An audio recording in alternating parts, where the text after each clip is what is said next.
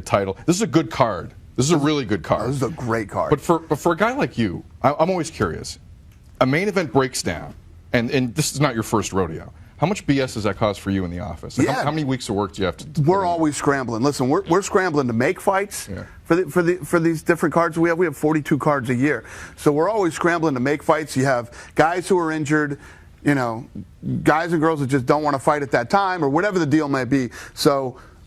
Listen, this is a hard business, man. It's tough to keep it all together, and there's nothing worse than when you spend the money, you go out. Because every time we go somewhere, like we came to Toronto, we did an on sale here.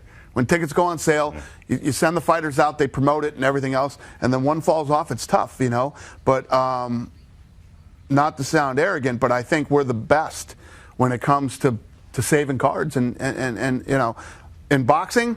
The main event falls out, you cancel the card, you do it. Forget it. 6 months later. Right. We do a good job. This card in Toronto was actually awesome. If you're a fight fan, this card's off the charts. I can tell by your voice, and I said it to him earlier, it feels like there's a lack of buzz. He said to me it's underrated, and I can tell by your voice it's underrated. Completely underrated. First of all, the main event, Holloway hasn't lost in 3 years. He's on a 9-fight win streak. His last loss was to Conor McGregor. When Conor McGregor touches you, you go to sleep. He went the distance with him and lost by decision. And Anthony Pettis, first of all, the iconic shot of him running on the cage on the fence and kicking Ben Henderson in the face. The kid is well-rounded. He's super talented and a former world champion going down to 145 pounds. Great fight. The co-main event, Cowboy Cerrone versus Matt Brown, is ridiculous. These guys are both nasty, mean, standing, trying to each other. Somebody's going to sleep in that fight, 100%. That's not a washroom fight. Oh, there are certain fights where it's like I'm going to the washroom. That's not a washroom fight. If that fight isn't fight of the night, we're in for a hell of a night. I can tell you that right now. And then the sleeper fight on the card, there's a kid named Doo-Ho Choi, okay?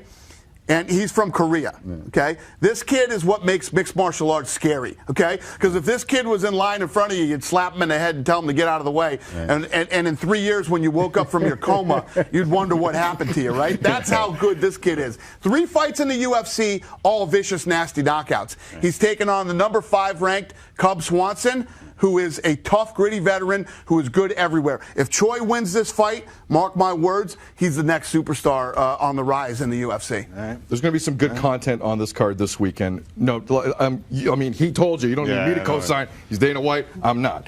You mentioned Conor McGregor. Let's talk McGregor. I know there's a baby on the way. Yep. But there seems to be a moment where if you wanted to, I don't want to say throw something together, but put something together, there might be time. Will he fight before that moment in his life? No. He's taking time off. First of all, you're talking about a super intelligent guy. This kid's really intelligent, obviously witty, quick. Everything that he says, though, he backs up. He's a very unique individual. He's a special fighter. One of the things that I love and respect about this kid, too, is, he says, my girl is pregnant, and she stresses out beyond belief when I'm training and when I fight. I don't want her going through this with my baby, which is absolutely dead on. He shouldn't. I agree with him. Not to mention the fact that what has also made this kid so popular, so famous is, he fights that fight with Diaz, the second fight, which is the best fight you've ever seen in your life, right? Comes out dragging his back leg. His leg is messed up, right? That fight happened in August. He says, I want to fight November 5th in New York. No fighter ever comes out of a war like that and says he wants to fight 2 months later. That is one of the many reasons Conor McGregor is who he is and why he's become so famous and rich. Why are we hearing that he's getting his boxing license? Do you know why? Because he's the master of, he has nothing going on for 10 months, but he's got everybody talking about him. Everybody is talking about Conor McGregor. You don't think because we all know how deep-rooted in British sports boxing is, right? Any guy who comes out of Britain thinks they're Mayweather or close. Right. You don't think he's Ireland. He's from Ireland. Sorry. Yep. But you don't think he seriously thinks he can give some guys a go? No, he'll fight anybody, anywhere, anytime. Again, another reason he's so big, famous, and rich. If you're a fight fan, Conor McGregor is exactly what you love. He embraces and embodies everything that fighting is about. He's the best, and he's also the best at getting the media going and keeping people talking about him. You know, if it's not he gets his boxing license, now they're talking about the Mayweather fight. You know, and when we were in New York, I bopped it. I hate talking about the Mayweather fight. Right. I hate it. Why do you hate it? But you've known because it's ridiculous. Why is it ridiculous? Because it makes. First of all, if you could make, but you know so there's much a lot money. of yeah. You could make so much money, David. But so much. Let's let common sense prevail here, okay? Floyd Mayweather, the guy's gone undefeated for 20 years. Amazing, right. You know, because every night isn't your night, no matter how great you are, okay? In any sport, right? Yep. Gone undefeated 20 years, but he is the master, very good at picking the right guys at the right time in the right place, okay? Don't care how big of a fan you are, you got to admit that, okay? Number one. Number two, the fight between him and Manny Pacquiao was the most talked about fight for years, okay? That fight should have happened 7 years sooner than it happened, right?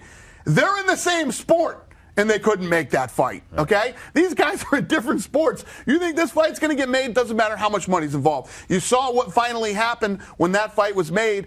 It was the richest fight in combat sports history. Right. But it didn't matter. His fight still couldn't be made. You've known Mayweather longer than you've known McGregor. Would he fight him? I don't think so. No. But I bumped into 50 Cent at dinner one night Me too. in New York, right? Yeah. So we're talking. As we're wont to do. We're talking about lots of different things. Then I go back to my table and I sit down, and he goes to his table and he sits down. We eat, and then as we're leaving, we bump into each other again and we start talking again. And he says, "Hey, when's your boy going to fight Floyd?" And I'm like, "My boy? You talking about Conor McGregor?" He's like, "Yeah." I said, "Floyd don't want that fight." And he goes, "Dana, Floyd wants that fight." So I said, "I'll tell you what. You call him and tell him. Give me a call." So are you telling me 50 Cent now could be responsible? He is. Yeah, no, he's a fight matcher. Yeah. Biggest surprises in 50 recent Cent is a sports. huge He's the fight fixer. fan, you know, and he's a friend of Floyd's. He's a friend of mine, and I don't know. We'll see what he comes back with. All right. Interesting. I'm watching the press conferences. I got to say, Conor McGregor has turned the press conference either leading up to a fight that weekend or ahead of time into must-view around here. It's true. Like their Conor McGregor guys and are his fans. McGregor and the Irish supporters. Yeah. It's become must-see either streaming or TV. He's showing up late. He's talking a bit more than normal. He's making a lot of money for a lot of people. Is he getting a little too powerful? No, there's no such thing as getting too powerful. People play this thing up in the media like Conor and I are always butting heads and we're not. Conor and I have a great relationship, you know. I could not respect somebody more than I respect this kid. Are there little things that I normally wouldn't put up with from another fighter? Absolutely. But I will for him. He's special. He's different. And he is, let me tell you what, no matter what he does or what he says and all these other things, when it's time to fight, this kid shows up. People fall out. You want to measure greatness? Measure greatness like this. You know, when a guy falls out, 90% of the fighters will not fight.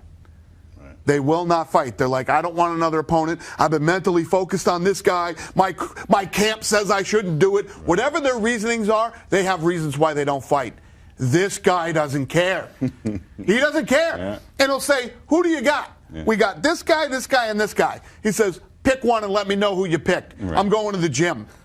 Nobody. Yeah. I remember backing John Jones for saying, I don't want to fight. I was saying, listen, he's geared up for this guy. This guy just whatever.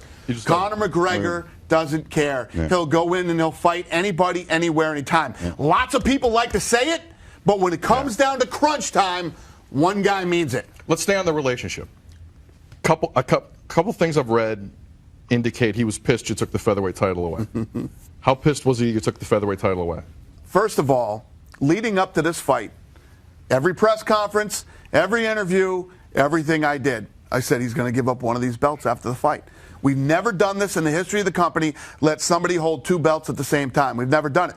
But he's different. He's special. I know he's going to show up. I know he's going to do this, and I know he's going to do that, so I let him do it. But I said he's going to give up one. He can pick whichever one it is. He's going to give up one when this fight's over. Said that the whole time leading up. Now I start seeing these stories about Dana White stripped Conor McGregor of the belt. He was never stripped. He was never stripped of the belt. He vacated a belt, right? So, you know, it doesn't take away the accomplishment. He didn't lose that belt. The belt was given up. It was vacated. He wasn't stripped, and he didn't lose it. so he considers himself a two-weight champion still. He should. The belt was never taken from him. He was never beaten in the octagon to lose that belt. I like it because it sets up another fight. I got to ask you, because we were live on the air when the MMA Athletes Association conference call was going on. And so we were trying to monitor it and do a TV show at the same time, probably terribly. But as these quotes started coming up on Twitter and stuff, our eyes started popping out. What was your reaction, and did you listen to the conference? No, I didn't listen to the call. Yeah. I don't ever, listen to anything or watch anything else or anything. I don't care. Come on. See, this is what people always say to me. Come on. I've been doing this for 16 years. I've seen it all. Where I've been through it all. You knew what was going on in Prague. So not even GSP gets you to do. You knew all that stuff. Guys, I'm going to tell you a story. So, Rob Dyrdek called me up, right, after the sale. And I stayed in, and I continued to, a lot of people bailed. A lot of people are going away. He said to me, how do you get up every day and run the race when you already won the race? You know what I mean? Yeah. Do you really think I cared what was going on that conference call? Do you really think that you're out of your mind? You cared a lot. You're nuts. I thought you cared a lot. You're nuts. No, but here's the other reason I thought you cared. There's 3 unions out there right now. This is true. Right? Yeah. And what they're really doing is they're trying to put their hands in the guys' pockets. Okay? 3 unions. They're all fighting against each other. Right? Mm-hmm. So the thing that used to be is let's start a promotion. Right? Everybody would start a promotion and try to promotion. Right. The new thing is a union. Everybody's trying to start a union. They're businesses, just like any other business, right? So the one fail on this thing, the other 2, listen, these are all grown men and women we're talking about, right? Correct. Right. And when you're a fighter or a professional athlete or celebrity or whatever it is, somebody's always trying to put their hand in your pocket, right. Okay? Now, as grown men and women, you can choose who puts their hand in your pocket. You can do whatever you want to do. But at the end of the day, the big fail on this thing is putting Bjork Rebney in this thing, yeah. Right? This guy's such a dirty, scummy human being, he had to leave boxing and come to MMA. That's how bad this guy is. So one of the classiest, smart, legendary guys that you will ever meet in your life is Sugar Ray Leonard. Ask Sugar Ray Leonard what he thinks of Bjork. Okay. Ask him what he thinks of him. Okay. The guy's so dirty. Do you want that guy's hand in your pocket? But the answer is no. And once that came out, all the fighters were like, wait a minute. This guy is looking out for my best interest? Yeah. That's hilarious.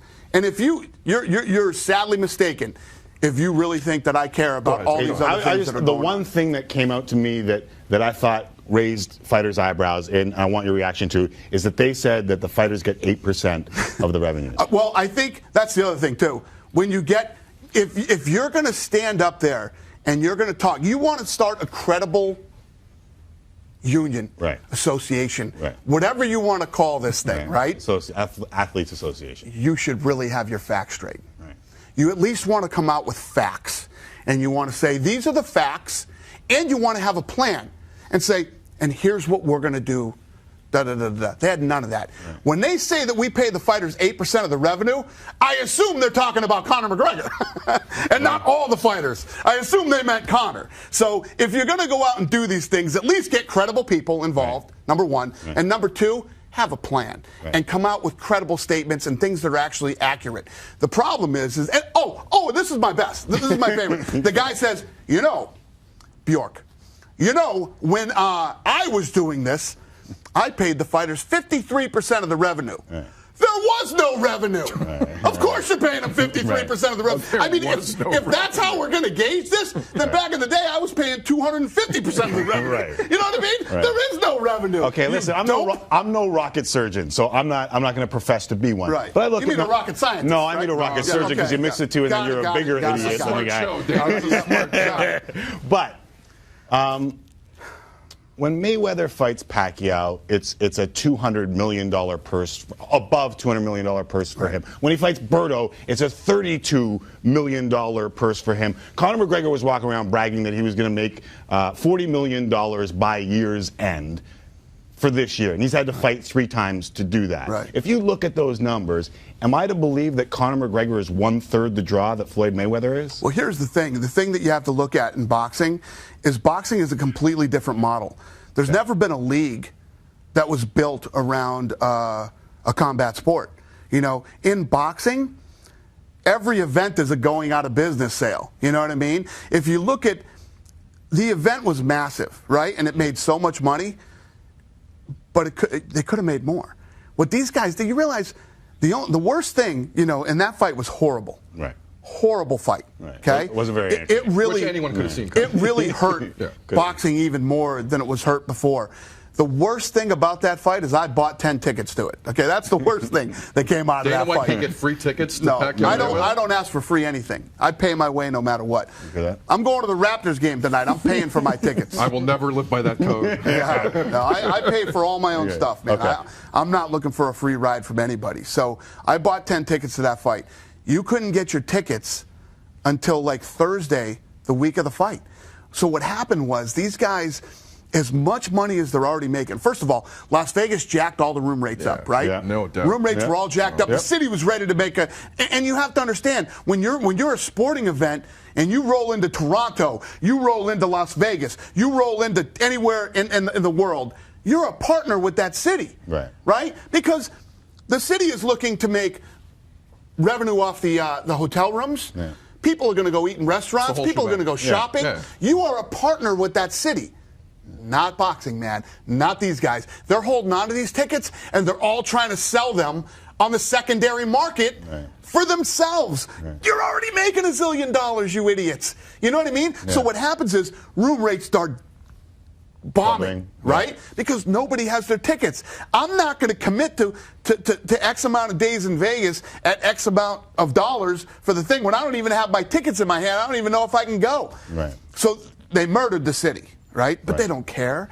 They don't care what you know, they leave. So you're in saying it's a long-term game for your... Exactly. And listen, I got fights that I do during the year that aren't profitable at all. Right. I got 42 fights, and we're building fighters, and we're building, you know, and a lot of people make a lot of money in this sport. Right. You know, it's a completely different model than boxing. And thank God, that's how I built the UFC, off doing all the stuff, you know, the complete opposite of what boxing did. Right. You know, so you can't compare them. They're apples and oranges. Okay. The one of the reasons why I thought you would care about that MMA AA thing, you had 3 former champs semi-involved in TJ Dillashaw, Cain Velasquez, and GSP. 2 questions. 1, were you disappointed George was in that? 2, did it hurt his chances of us seeing him again in a UFC octagon? No. Listen, as grown men and women in life, all these paths are available for us in life, right? And we choose which path we want to walk down. You know, you can say a lot of things about me. Here's one thing you can never say, because if you could, believe me, it'd be front page news. I've never screwed anybody over, and I've never not honored a deal, ever. Now, if you want to go stand with that other guy, where lots of things can be said, you're a grown man and woman, you can do whatever you want. The biggest problem for me in my job is I am the boss of over 500 alphas, male and female, okay? Complete alphas. The reason they do this is because they're wired differently than regular human beings, and they don't want a boss. They don't want to be told what to do, you know what I mean? And that's why this has never been done, this league that we have created and built. It's just, and at the end of the day, the one thing that's never going to change, everybody wants more money. Everybody wants more money in every walk of life. I'm sure you two feel you deserve more money. These camera guys want more money. You know what I mean? It's human nature. Everybody wants more money. So it didn't hurt George's chances on the fall. Listen, George St. Pierre and I got together in Las Vegas and had dinner about a month and a half ago. Then we met in New York and had breakfast. You can't meet a nicer guy than George St. Pierre. Agreed. He's an absolute sweetheart. I love the guy. His contribution to the sport in general and here in Canada have been second to none. And, you know, I'm not afraid to. I have a deal with George St. Pierre. I have a contract. I'm not afraid to pay him more money, but it has to make sense. At the end of the day, we run a business. You know, and if you look, you can say, oh, you know, when you're a fan, these guys are your idols. Give me more money. You know, you're so stingy and greedy and everything else, and yada yada. I run a business, not unlike any other business, and some of the things Cowboy Cerrone apologized to me for going up there, and I didn't know about it. I didn't know about this. I didn't know that guy was involved. You know, I wasn't told enough, and I was saying about Cowboy, and Cowboy doesn't disagree. You know, he's never won a title in the WEC or the UFC, right? He's headlined 3 events in his whole career. Headlined 3 events. The guy is going to make fighting this year $1.3 million, and that doesn't include his sponsorship, which could put him anywhere to $1.6 million to $1.7 million, $8 million. I don't know what the number is. Right. That's his business, not mine. But how much money do you think you should be making, Cowboy? You know, and he says, that's not what. You never heard me complain about money, he said. I'm very happy with my money, but I want health insurance, like a health insurance thing and a retirement deal, right? So I said to him, listen, first of all, we do have health insurance for the fighters. We have health insurance. I want you 2 to go out and open a yogurt shop. 3 to 5 employees. I've already tried. It didn't work. Okay, all right. 3 to 5 employees, and go out and get health insurance for them and see how much it costs. It's expensive. Now go out and try to insure 500 Ultimate Fighters. Okay? We have a health insurance plan now. If anything happens to them in the octagon, they're fully covered for anything. We cover everything that happens to them, right? But outside, now we have a deal when they're training, because a lot of guys get hurt in training. Is it the greatest policy ever? No. But let me tell you something. Don't ever be mistaken on why insurance companies are in business. They're in business to make money. Right. And you don't make money on 500 Ultimate Fighters because they're always hurt. Okay? And when we talk about post-fight, Cowboy and all the other fighters, you're making $1 million something this year. That is your retirement. You can't live off the sponsorship money and throw $1.3 million in the bank and do that for the next couple of years. And then, you know, hopefully you invest your